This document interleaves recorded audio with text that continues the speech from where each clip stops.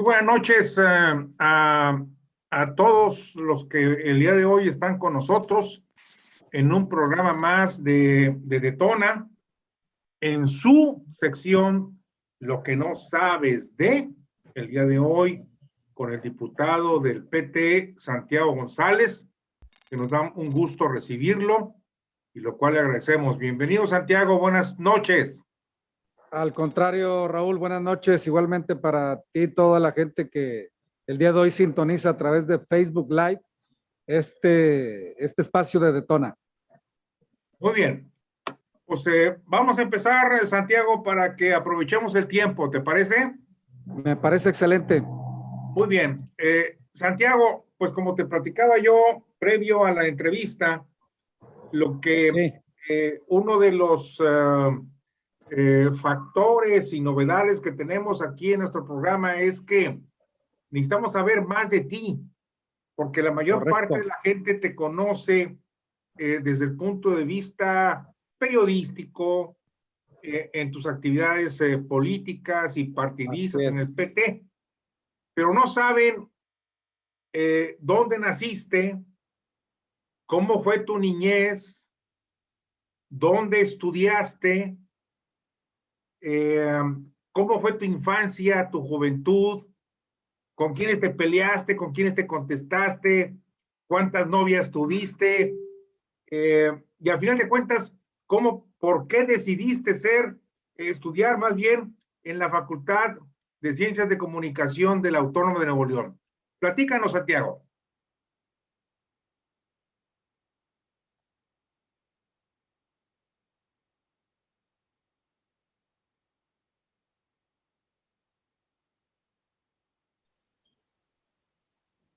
Ahí está ya. Gracias al anfitrión me decía que no me podía permitir. Bueno, pues mi nacimiento, mira, yo nací en la ciudad de Mezquitic, San Luis Potosí. Por las razones que sean, mis papás pues vivían aquí en el centro, ahí por la calle Democracia y Reforma, más o menos, lo que es el centro de la ciudad. Y mi mamá decide irse con mi abuelita y dijo que mi hijo nazca en San Luis Potosí. Entonces yo nací allá, nazco y me regresan. Entonces me hicieron aquí y nací allá, ¿verdad? Entonces prácticamente yo toda mi vida la he desarrollado aquí en la ciudad de Monterrey, producto precisamente nada más de esa decisión, bendita decisión que mi mamá tomó, porque bueno, finalmente yo estoy con vida. Esa es la primera parte. Segundo, pues mis papás, insisto, vivían ahí en esa parte del centro, lo que es Democracia, calle Reforma, pero con el tiempo luego se cambian a la colonia Expo en Guadalupe, y ahí estuvimos algunos años. Yo ahí estudié en la primaria que se llama Antonia González Treviño. En esa primaria yo ahí estudié primero y segundo de primaria. Ahí pues recuerdo mucho a un profe mío, porque pues yo la verdad sí era muy inquieto y tampoco me dejaba, y ese profe pues de pronto a mí me ponía algunos castigos que no le ponía al resto de los niños, y algún día yo le puse un mensaje así medio, más bien no le gustó el mensaje, porque yo le puse ahí pinche profesor en el pizarrón, tratando como de responder a algo que yo consideré una injusticia pues toda mi vida, porque sentía que el profe no me trataba mal. Después de ahí, mi tercer año de primaria yo lo estudié por acá en la colonia Talleres, ahí en lo que es la escuela Beatriz Velasco de Alemán. Ahí estudié la primaria, tercer año, y luego cuarto, quinto y Colón, sexto. Más arriba. Sí, allá por donde estaba la harinera Santos, en aquel entonces era la harinera Santos. Y ahí siguen estando los famosos silos, donde siguen haciendo las galletas saladitas. Bueno, de ahí hacia adentro está la colonia Talleres. Y después el cuarto, quinto y sexto año lo estudio en la escuela Héctor González, que está por allá en la colonia Fabriles. Y ahí termino yo mi primaria, muy cerca o enfrente de la fundidora más bien. Después a mi papá le ofrecen un trabajo en Ciudad de México y allá estudié yo la secundaria en Ciudad de México. Y al terminar, en Ciudad de México, pues nos regresamos y aquí estudio yo en la Prepa 9, que está por acá en la colonia Mitras. Y ya después ahí decido pues estudiar. Exactamente, atrás de donde hay unas tiendas comerciales, Gonzalitos y Lincoln, por ahí está la preparatoria número 9 de la Universidad Autónoma de Nuevo León. Entonces ahí termino yo mi preparatoria. En aquel entonces había una especialidad que le llamaban de Derecho.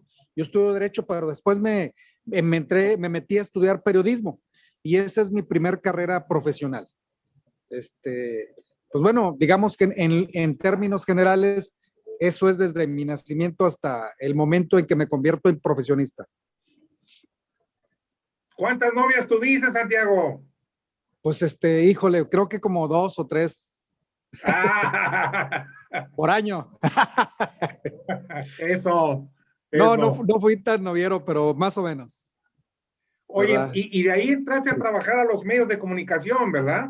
Bueno, yo estaba en quinto semestre, más bien estaba por terminar cuarto, y al terminar el cuarto semestre, por ahí del mes de junio, julio, pues yo ya conocía, prácticamente andaba ya buscando trabajo, y conocí al profe que nos dio periodismo, se llamaba periodismo, introducción al periodismo, el profe Salvador Pérez Chávez.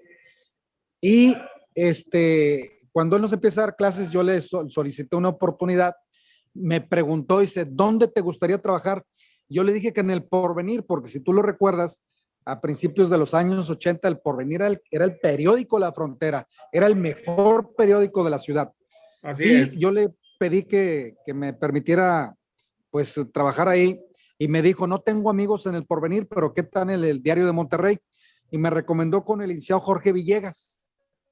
Entonces, cuando me recomienda, yo entro a trabajar con al periódico El Diario de Monterrey, y bueno, de ahí para el Real, empecé a trabajar hasta el año 2000 en lo que es el grupo Multimedios, ¿verdad? Porque de ahí entro a radio y televisión, y pues estuve hasta el año 2000. O sea, ¿cuántos años estuviste en los medios entonces, Santiago? Aproximadamente 16 años. Estuve los primeros del 84 al 87, estuve en el Diario de Monterrey, hoy se llama Milenio. Luego del 87 a finales del 88 estuve en Televisa Monterrey, ahí fui redactor de noticias y fui reportero. Y ya del 89 hasta el año 2000 trabajé en multimedios, radio y televisión, como reportero, como conductor de noticias y como jefe de información. Ahí yo terminé como jefe de información en el periódico, en multimedia, radio y televisión. Sí, yo me acuerdo de ti porque en varias ocasiones me entrevistaste. Bastantes, cómo no. La verdad es que yo siempre fui alguien muy incluyente, y la verdad es que casi siempre, yo casi nunca entrevisté a los del PRI, entrevistaba mucho al PAN, entrevistaba mucho en aquel entonces bueno, ya estaba el PRD, y también entrevistaba pues mucho a otros partidos pequeños, sí, ¿verdad? Buscando un poco la pluralidad. Muy bien. Oye, Santiago, sí. ¿Y cómo fue que pasaste o brincaste del sector de comunicación periodístico a la actividad política? ¿Y por qué al PT? Así es, mira, me quiero remontar un poco a mis tiempos de la prepa. Yo en la prepa fui pues activista como muchos estudiantes jóvenes que sienten la adrenalina de participar. Y en aquel entonces, en nuestra gloriosa Prepa 9 de la Autónoma de Nuevo León, ahí había un grupo muy compacto de activistas que cuando se venían los aumentos a las tarifas de los camiones, inmediatamente muchos estudiantes reaccionábamos pues a detener los camiones y a impedir que aumentaran la tarifa. Entonces ahí entramos mucho en el activismo político. De igual manera, cuando la propia Universidad Autónoma de Nuevo León aumentaba las colegiaturas de las escuelas, en este caso la prepa o la misma universidad, pues inmediatamente por ahí participamos. Recuerdo en alguna ocasión que fuimos a la rectoría y el entonces rector Luis Todd por ahí nos corrió con una bola de porros que incluso salieron con una serie de mazos o no sé qué traían en la mano, que salieron quebrando todos los cristales de la rectoría y luego nos persiguieron a los estudiantes, nos gasearon a muchos, pero bueno, finalmente logramos un cometido que era que no aumentaran las colegiaturas de la Autónoma de Nuevo León. En ese entonces lo detuvimos y estoy hablando allá del año 80-81 más o menos.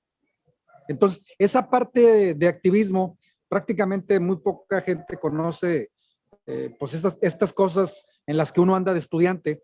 E igual cuando fui estudiante de periodismo, hicimos algunos periódicos en la universidad denunciando este tipo de injusticias y eso es lo que al final de cuentas, digamos, fue como una formación política en la universidad y que luego, bueno, cuando se presenta esta oportunidad de participar fue porque el profe Beto Naya me insistió como un año y medio de que me decía participa y participa y participa. Entonces yo ya traía la semilla y la verdad nunca pensé en participar más que en el PRD o en el PT y el PT me ofrece la oportunidad. Y déjame te digo una cosa, Raúl. Cuando se viene esa ola panista en el 97 aquí en Nuevo León y luego en el 2000 a nivel nacional con Fox, increíblemente como un lunar, yo participo en el 2000 y no sé ni cómo llegué a ser diputado local en aquel entonces que venía la ola tan fuerte del PAN. Entonces, pues fue cuando a mí me tocó ser diputado local en momentos en el que el PAN aquí en Nuevo León dominó el Congreso local, dominó la mayor parte de los municipios metropolitanos y no se diga la gubernatura. Y bueno, y la presidencia. Bueno, a pesar de eso, ahí como un pequeño lunar apareció en el PT y bueno, creo que de lo después ha sido ser consecuente, ser congruente con tu trabajo y no traicionar tus ideales principalmente. Me da mucho gusto que hayas tenido esa trayectoria, Santiago, porque bien lo dices, Gracias. eso te da y te acredita el término de congruencia, de paciencia, de consistencia y a final de cuentas de lo que piensas y lo que haces, ¿verdad? Lo cual es muy positivo en los Sí. políticos, que hay muchos políticos que no lo son. Pues no, En la actualidad lamentablemente y no. también en los años pasados. Sí, trepadores o como les quieras llamar, ¿Verdad? pero sí. Entonces, esto me da pie, Santiago, a Sí. hacerte una pregunta que creo que a la audiencia le interesa saber, ¿verdad? Sí. ¿Tú crees que Clara Luz, la candidata que está contendiendo en la coalición con tu partido, Sí. Morena y otros partidos más, se identifica con la ideología del PT y con la ideología de los partidos de izquierda mexicanos? Bueno, mi respuesta va a ser muy apegada a lo que yo veo en ella. Número uno, si tú te recuerdas los principios del PRI son de un partido liberal. En los últimos 30 años al PRI entró mucha gente que traicionó esos principios. Y yo creo que Clara Luz tiene los principios de un partido liberal al que perteneció y que no los abandonó el PRI, los abandonaron sus dirigentes. Yo la he escuchado, por ejemplo, en algunas reuniones ahora con los grupos duros de Morena, y la verdad me sorprende escuchar a veces a Clara hablar con esa claridad, vamos a llamarle, porque en ocasiones no la sentíamos así. Por eso yo creo que ella reconoce en sí misma que su formación es la de un partido liberal en la que creyó y que lamentablemente un grupo que hoy domina el PRI traicionó esos principios. Eso es lo que yo pienso. Qué interesante, es un punto de vista con un ángulo total diferente, lo cual también me lleva a la siguiente pregunta, A mi ver, estimado venga, Santiago. venga. Yo creo que en el PT y a lo que a ti te ha tocado, Sí. y junto con lo que yo luché por muchos años con Beto Anaya, con Ricardo Cantú, Seferino Juárez también y muchos más, era el respeto a la división de poderes, que no hubiera una hegemonía partido-gobierno, la cual existe actualmente. ¿Tú qué opinas? Lo entendemos. Yo opino que hay una congruencia entre el Poder Ejecutivo y el Poder Legislativo por rescatar a México de lo que te voy a comentar. Es rescatar a México del viejo modelo político que secuestró al país y que es un viejo modelo que no solamente lo secuestró, lo saqueó. Entregaron nuestra riqueza nacional, ¿verdad? La entregaron totalmente al extranjero y no se diga algunos apátridas en los que puedes contar a esa gente como los Manliofabios, vaya, tanta gente que está rodeada. Yo aquí quiero hacer una aclaración, Raúl, que digo, lamentablemente el presidente nunca la ha hecho, pero yo la voy a decir. Cuando él se refiere a los empresarios, yo pienso que sí debe hacer una diferencia de entre los empresarios que fueron políticos y al calor del poder se hicieron empresarios, aprovechando esa coyuntura de pertenecer al poder, se hicieron empresarios, se volvieron proveedores y empezaron a saquear. Entonces, esos son a los que el presidente se refiere.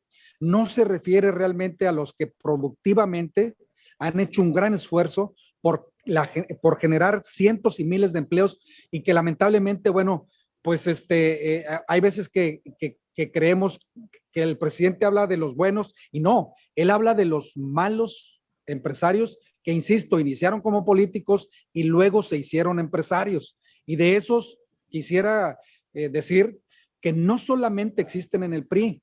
Yo creo que en el PAN ocurrió exactamente lo mismo que en el PRI. Un grupo muy reducido. Totalmente de acuerdo.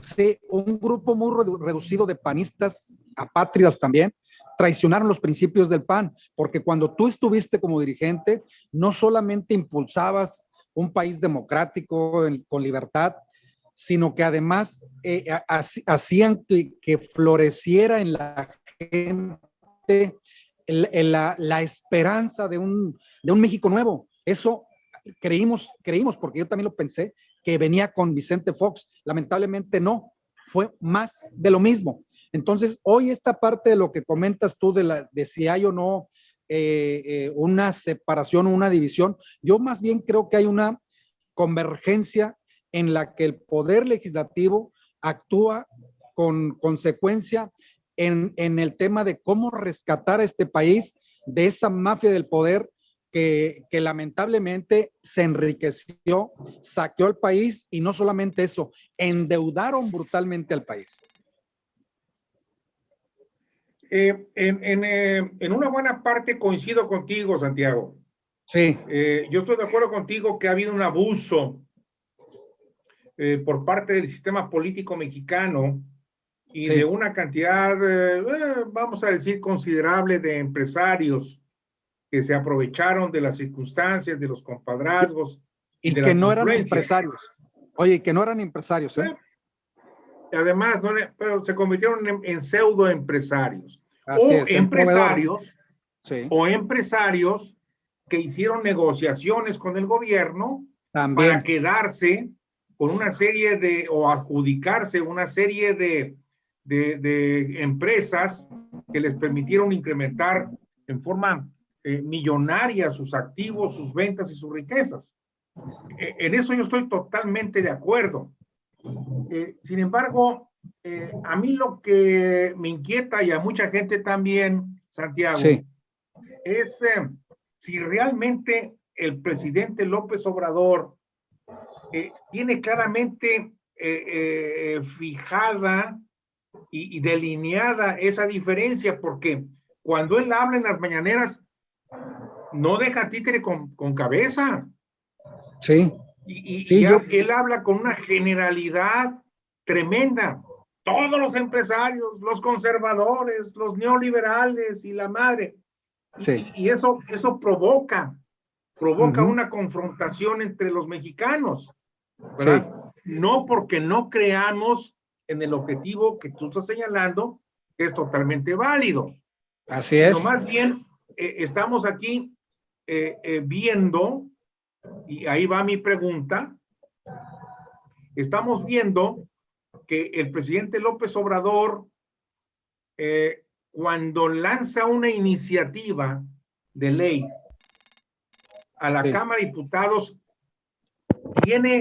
tiene la osadía de decir, y no quiero que le cambien ni una coma, ni un punto. Sí.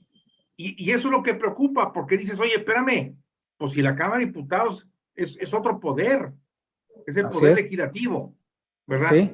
Entonces, ¿tú qué opinas de este entorno de confrontación que ha generado el presidente López Obrador? Mira, yo insisto en algo bien sencillo. Creo yo que sí, él debe decir algo parecido a lo que te voy a decir. Si uno se pregunta quién es la derecha es un grupo así, mira, reducido, muy reducido, de políticos que al amparo del poder se hicieron millonarios y luego se hicieron empresarios y después le hicieron una competencia desleal a los verdaderos empresarios y utilizaban a los verdaderos empresarios para ellos ser intermediarios para la prestación de servicios o la compra de artículos o la realización de obras. Esa es la derecha, porque además los empresarios que sí han entendido esto, fíjate lo que te voy a decir, los empresarios que han entendido esto es muy sencillo. Tú sabes que el dinero no tiene religión y tampoco tiene ideología. El dinero se mueve para donde se mueva el poder.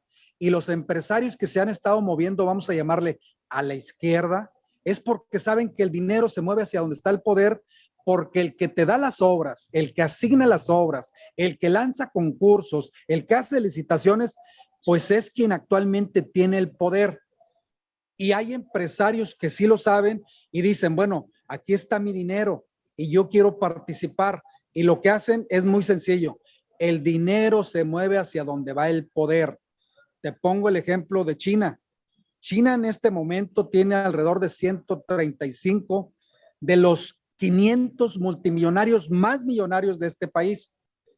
Y dime tú, ¿esos señores se mueven a Europa o se mueven a Estados Unidos? No, ellos hicieron de Shanghái el Nueva York que tiene Estados Unidos. Entonces, el poder económico que tienen hoy estos multiempresarios chinos es tan inimaginable por una sencilla razón. Ellos saben que si el poder está a la izquierda, se mueven a la izquierda. Y yo estoy segurísimo que si el día de mañana el poder regresa a otros partidos que no sea el PT o no sea Morena, el dinero se va a mover otra vez para allá. ¿Por qué?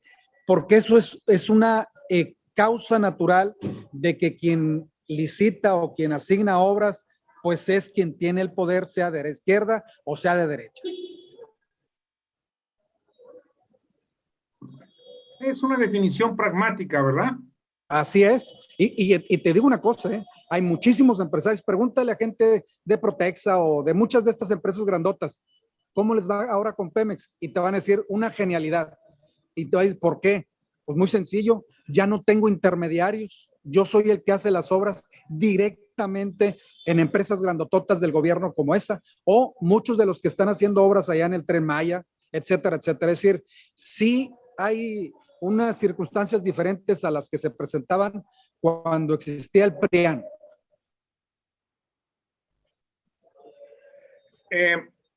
Ya que tocas el tema de Pemex, sí. Los números de Pemex no son nada halagadores.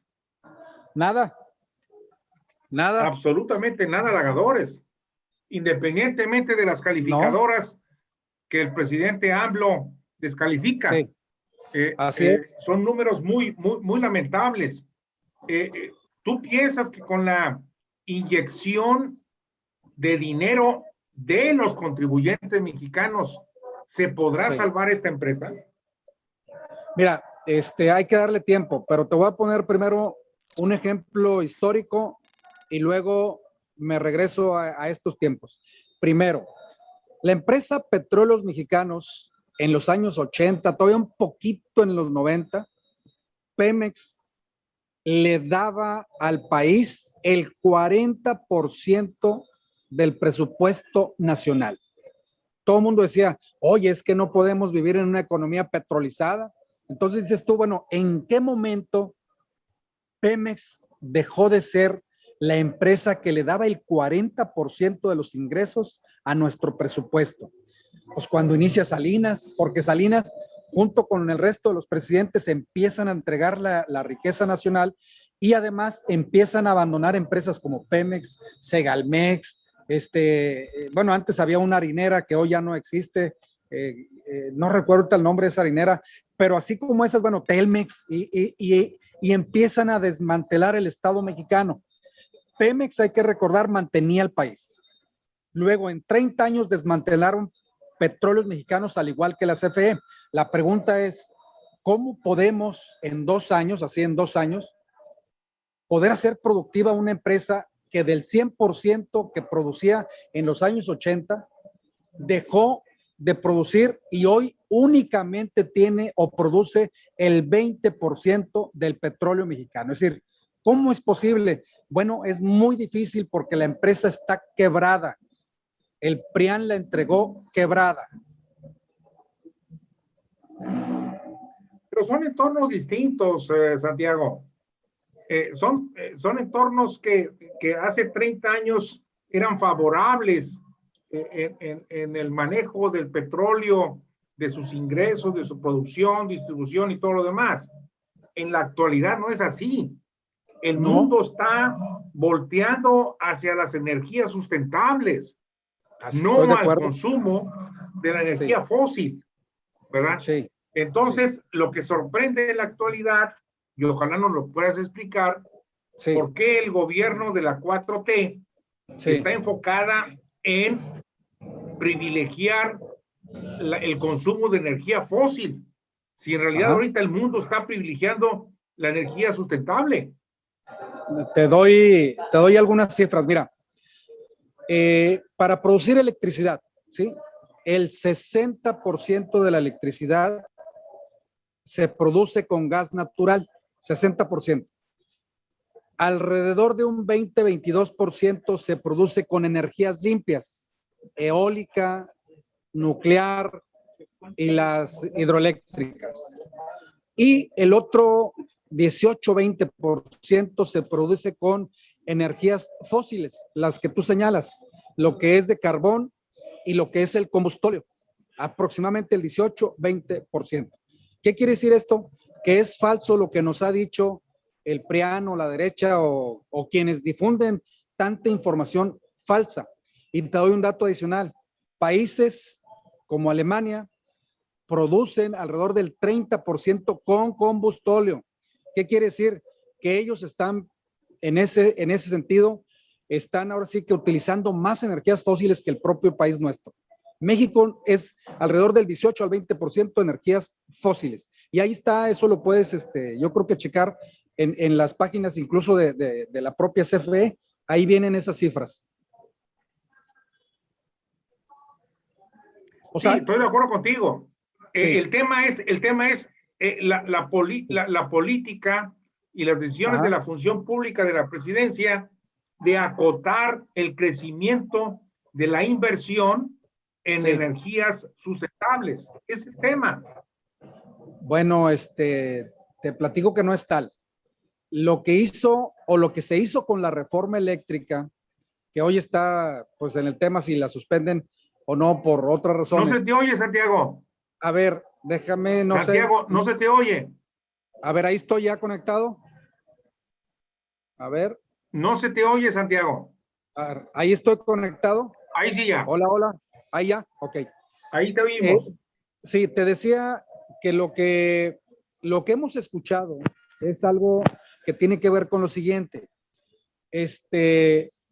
Lo que se pretende con esas empresas que tienen ciertos contratos con muchos privilegios es que realmente compitan con la CFE en el mismo terreno. ¿Qué es lo que ocurría? Yo creo que estos días se ha difundido mucha información, pero la principal es, te voy a poner un ejemplo con un restaurante. Imagínate que yo soy el dueño de un restaurante y ahí pues lógicamente yo vendo mis alimentos, tengo mis meseros, pago la luz, pago el agua, pago todos los servicios, etcétera, etcétera. Luego entras tú al restaurante y entras con un par de hieleras donde llevas agua, refrescos y llevas lonches y tortas y tacos. Y te pones a vender dentro de mi restaurante, te pones a vender tortas y tacos y etcétera. Tú terminas de vender y te vas. Y yo, pues lógicamente yo me quedo ahí porque tengo que darle mantenimiento a mi restaurante, tengo que limpiar los baños y pagarle al personal, etcétera, etcétera, etcétera. Bueno, eso es lo que ocurría con los famosos contratos que tenían esas empresas.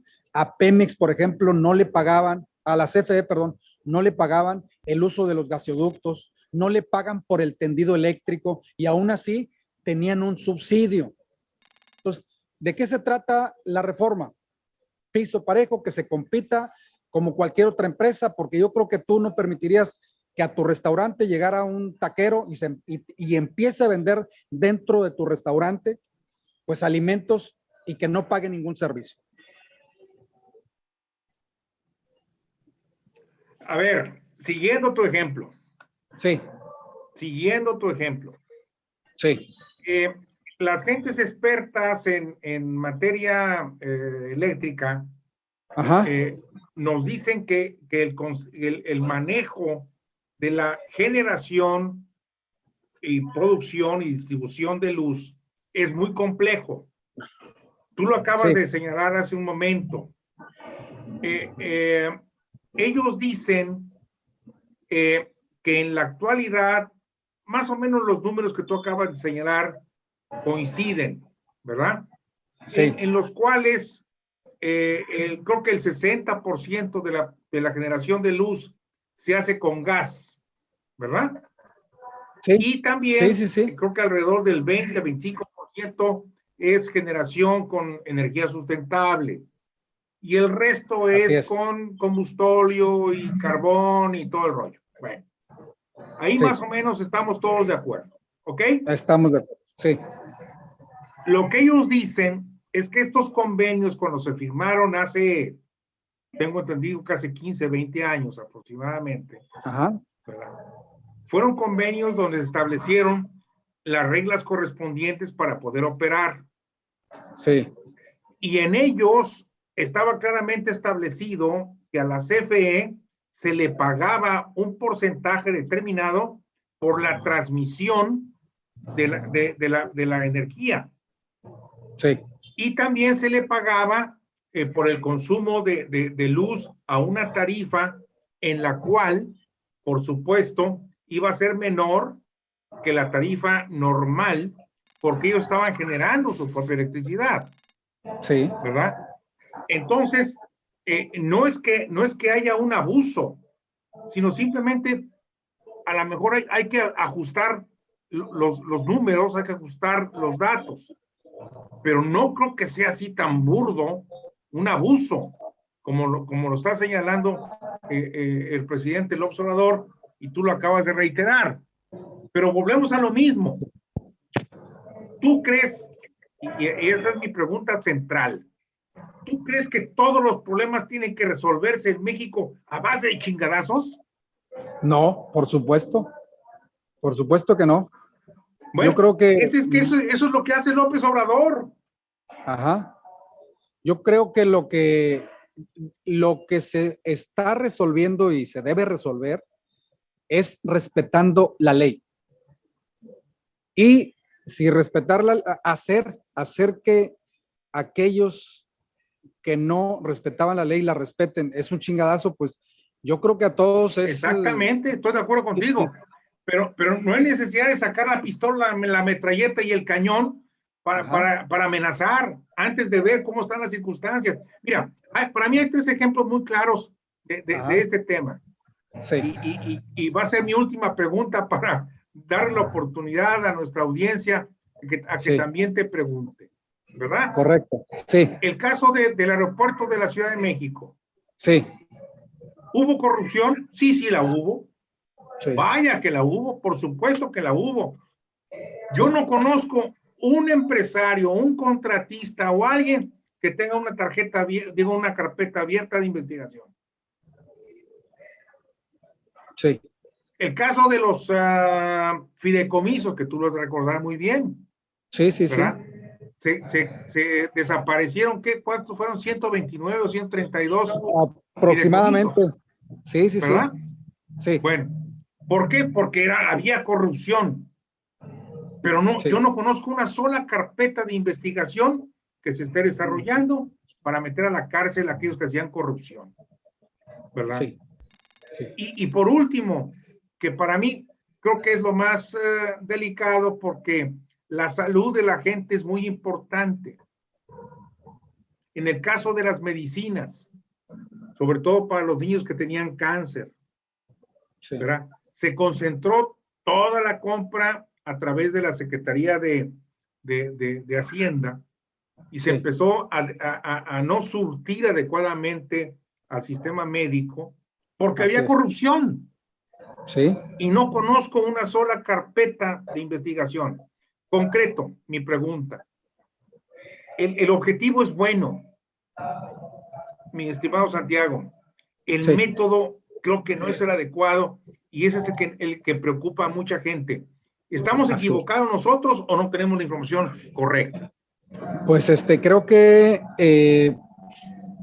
bueno, yo también estoy de acuerdo en que hay que combatir la corrupción, sea al nivel que sea, punto uno. Y punto En dos, eso coincidimos todos. Probablemente, como dices tú, los métodos, pero igual yo también no conozco mucho porque yo no sé si estén guardando el sigilo, porque hay que recordar que hoy la Fiscalía pretende guardar mucho el tema del sigilo con la finalidad de que aquellos que están siendo investigados, bueno, no sepan hasta en tanto no tengan armada una carpeta, ¿verdad? Eso sí, yo también ahí desconozco. En cuanto a lo que se comenta, esto de lo que decíamos en un principio, yo pienso que muchos actores, muchos grupos de poder no estaban acostumbrados a que se ejerciera la ley. Mira, hoy mismo el propio presidente, si cometiera un delito, sería sujeto de un juicio. En sexenios anteriores era intocable el presidente. Recuerda que solamente se le podía juzgar por el hecho de traicionar a la patria. Hoy no. Hoy se le puede juzgar por delitos de corrupción y también por delitos electorales.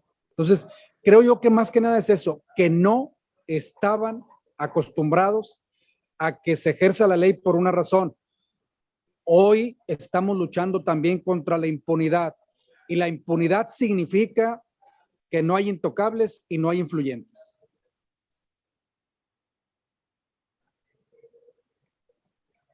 Tu conexión no se te escucha.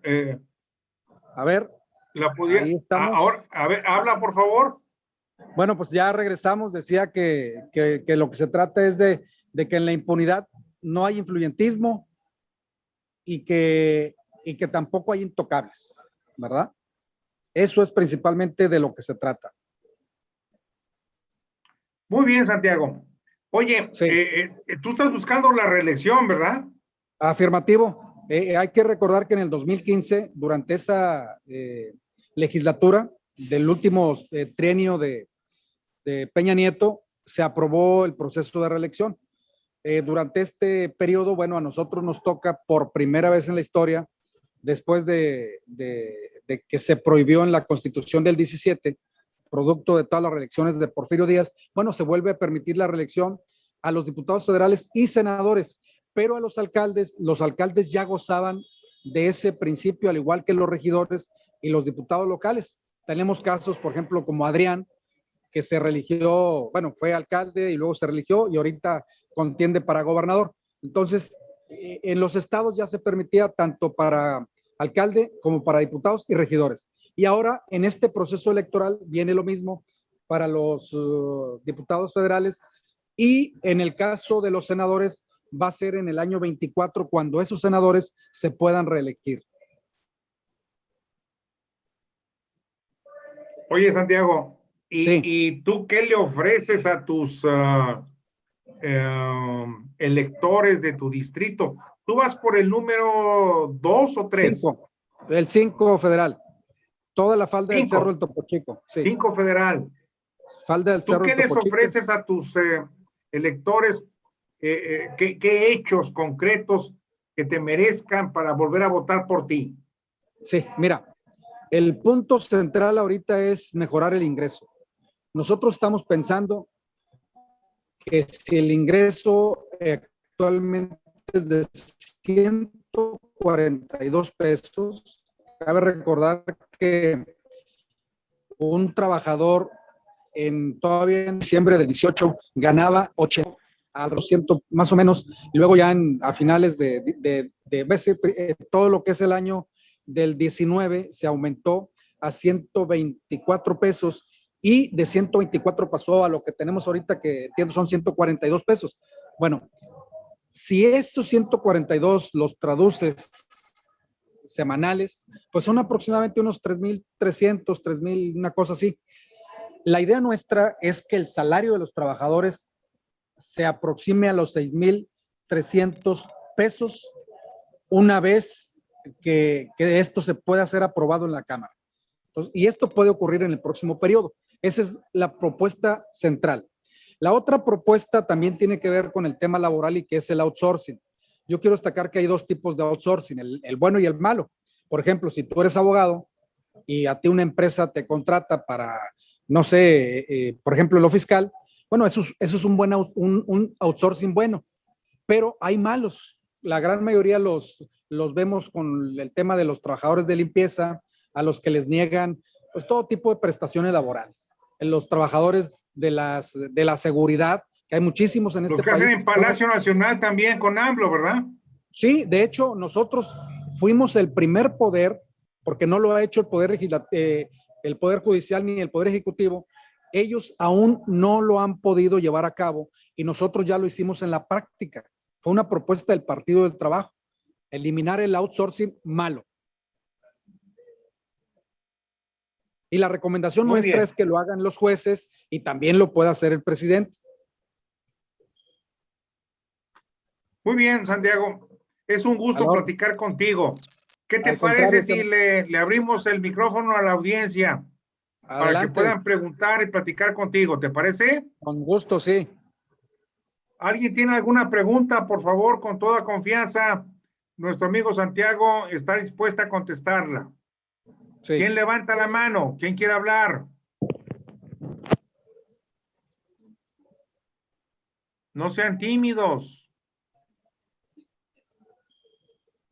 Aquí veo varios conocidos. Aquí está el amigo Zapata, el amigo Ranulfo Martínez. ¿Quién quiere hablar? Aquí tienen la oportunidad para preguntarle directamente al diputado Santiago González lo que ustedes tengan en mente. Pues un saludo ahí para Ranulfo, buen amigo conocido. Pues no, parece ser que nadie se anima. Bueno, no pasa nada. Ranulfo, adelante, Ranulfo. No, nada más para también igual saludar a Santiago, echarle ganas. Gracias. Pues aquí estamos escuchando con interés la plática. Yo creo que es muy importante ahorita que salgan los candidatos a diputados federales. Creo que esa es la parte que ha estado metiendo mucho ruido en este mes pasado, cuando aún todavía no había candidatos en la cuestión federal. Se señalaba que AMLO sí, que AMLO no. Pues yo creo que al final de cuentas es en la elección de diputados federales donde se va a demostrar la aceptación o no aceptación que haya por las políticas de López Obrador. Creo que es interesante que se diga de parte de Santiago González pues la parte positiva, la parte a favor de AMLO, así como también se ha dicho la parte contraria, y pues que la gente tenga la decisión al momento de ejercer su voto.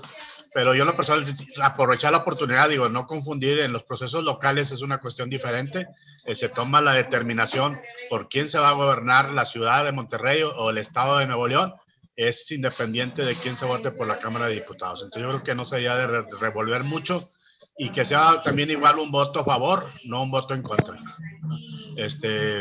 Pues suerte, Santiago, pues echarle ganas. Y Raúl, pues qué bien que estás haciendo este tipo de pláticas.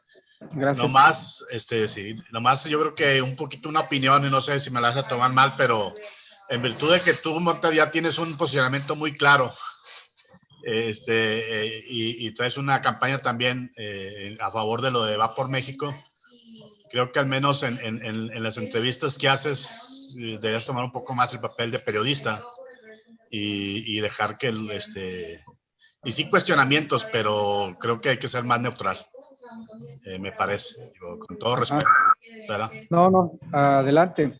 Yo creo que es más que neutral, consecuente. Y creo que yo he tratado de ser consecuente por una razón, y la explico muy rápido, porque a veces que la gente dice, oye, ¿qué es la 4T? La 4T, vamos a decir que son 4 cosas. Primero, pacificación del país. Por un lado, Fuerza Nacional, es decir, cuerpos policíacos, y por otra parte, la pacificación a través de programas sociales, que los muchachos no ingresen al crimen. Y eso es la base. Segundo, la desigualdad. Tenemos que luchar contra la desigualdad y no es quitándole a los que tienen. Es ahora sí que al pescador enseñarlo a pescar. Y eso es lo que está ocurriendo en el país. Hay muchísimos programas en el campo, en la ciudad, en las colonias, en la parte urbana, etcétera, que están siendo apoyados para poder efectivamente entrar en ese proceso de combatir la desigualdad. Tercero, la corrupción. Tenemos que acabar con la corrupción porque ese es el gran cáncer. Y el gran cáncer tiene que ver, pues digo, lo hemos estado viendo con el tema del Odebrecht y de muchas otras instituciones. Y finalmente el tema de la impunidad, que lo comentábamos ahorita con Raúl, que el tema de la impunidad tiene que ver que, pues mira, yo me atrevo a decir que en este momento no hay algún personaje de México que se atreva a decir, oye, a ver, levanta el teléfono y háblale al presidente y dile que estoy en desacuerdo. No hay quien se atreva por una razón. No tiene compromisos con los famosos agentes de cambio o de poder que antes utilizaban a los presidentes como simples gerentes de la República. Y hoy no, hoy tenemos un presidente.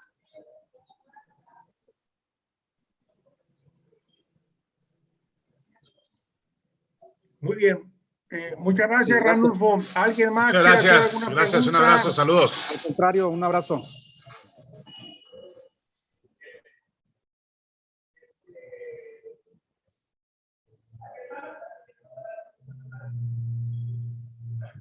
¿Alguien más quiere hacer una pregunta como en las subastas?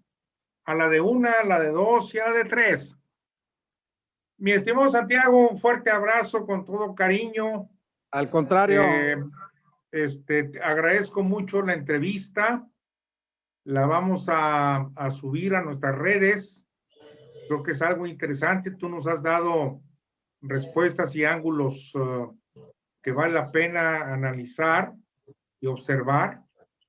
Y como yo le digo a mis alumnos en clase, que tú también fuiste maestro, según tengo entendido.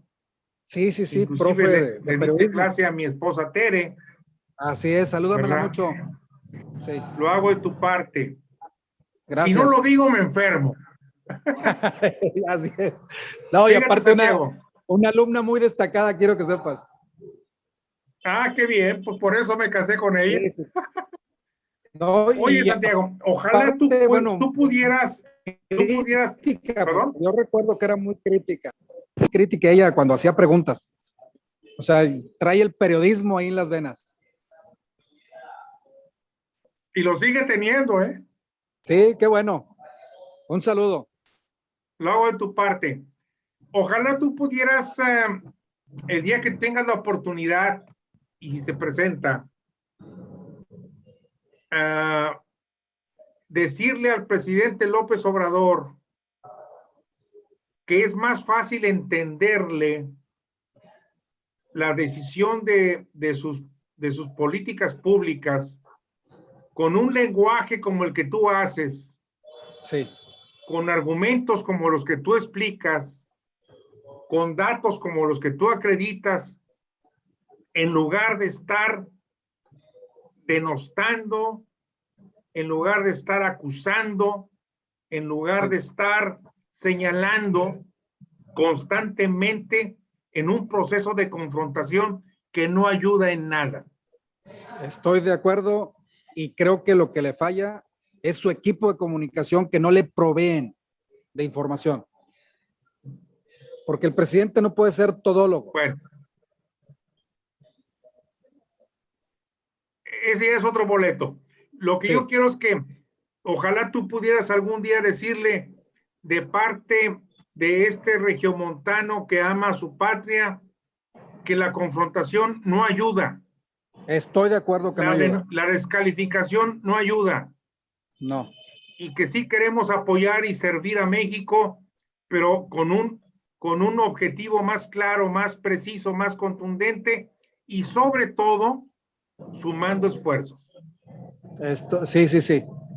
Pues creo yo que, bueno, yo esperaría que este deseo que tú tienes y que seguramente es de millones, pues efectivamente en un momento determinado, ahora sí que las partes, porque hay dos partes. En este momento el país está viviendo lo que no habíamos vivido en muchos años, que es la confrontación de estas dos grandes corrientes ideológicas, que es la izquierda y la derecha. No lo habíamos vivido como ahora. Entonces lo estamos viviendo y yo pienso que ambas corrientes deben ponerse de acuerdo para que este país camine y el día de mañana tengamos un país con progreso y desarrollo. Pero ambos, no nada más la izquierda del presidente, también la derecha. Santiago, no construyen. Sí. A la gente de a pie que tú y yo conocemos, les vale madre la izquierda a la derecha, hombre. Sí, exactamente. No le entienden, o sea, al pueblo hay que hablarle con franqueza, con sinceridad, sin enojo, sin coraje. Ese es mi punto nada más. Estoy de acuerdo en que la gente lo que quiere es progresar, quiere trabajar. Así es. Sí. Así es. Bueno, ya los de allá arriba, pues que ya que se entiendan ellos y si no les gusta que se vayan del país. Estoy de acuerdo. Un fuerte abrazo, mi querido Santiago, todo mi afecto ustedes. Y deseándote mucho éxito. Y si llegas a la cámara, pues espero, te vamos a estar vigilando, Gracias. Te vamos a estar viendo, te vamos a estar observando y espero que cumplas con un papel digno de la gente de Nuevo León. Como dijo el presidente, no mentir, no traicionar y no robar. ¿Cómo dijo quién? El presidente, que no hay que mentir, no hay que traicionar y no hay que robar. Así actuaremos. Sí, no se escuchó. Digo que, como dice el presidente, que no hay que mentir, no hay que robar y no hay que traicionar. ¿Lo podría repetir, Santiago? Por supuesto, mira, más cerca todavía. Que el presidente dice, no hay que mentir, no hay que robar y no hay que traicionar. Totalmente de acuerdo. Suerte, Santiago. Sí. Muchas gracias a todos por su presencia. Y les informo que mañana tenemos otro invitado de lujo. Estará con nosotros aquí en nuestro programa, Beatriz Pajés, a las 7 de la tarde. Gusto saludarlos. Buenas noches. Gracias. Hasta luego.